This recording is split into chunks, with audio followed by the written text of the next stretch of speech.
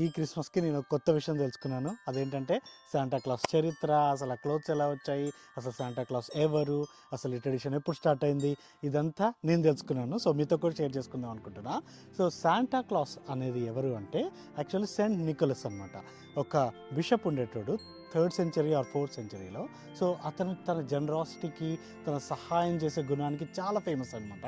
So అప్పట్లో ఉండే చుట్టుపక్కల పేదవాళ్ళందరికీ సహాయం చేసేటోడంట. తన పేరు చెప్పుకోకుండా, ఎందుకంటే వాళ్ళని తక్కువ చేయడం ఇష్టం లేకోకుండా, తెలియకోకుండా తన వాళ్ళకి సహాయం చేసేటోడంట. అలా ఇలా ట్రెడిషన్ మొదలైంది.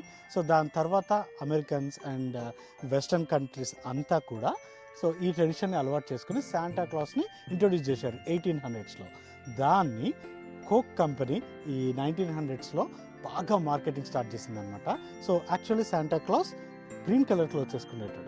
సో బట్ ఈ కోక్ కంపెనీ ఎప్పుడైతే మార్కెటింగ్ స్టార్ట్ చేసి అది రెడ్ కలర్లోకి షిఫ్ట్ చేసిందో, వాళ్ళ కోక్ బాటిల్స్ రెడ్ కలర్లో ఉంటాయి కదా, వాళ్ళ టిన్స్ అన్నీ అవన్నీ. సో సేమ్ దాన్ని ఇంట్రడ్యూస్ చేస్తూ అన్నిట్లో పబ్లిష్ చేయడం మొత్తం రెడ్ కలర్లో స్టార్ట్ చేశారు, విత్ వైట్ బేడ్ వేసి అంతా.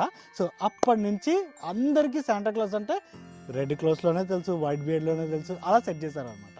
సో ఈ ఫ్యాక్ట్ మీకు చాలా నచ్చిందని అనుకుంటున్నాను.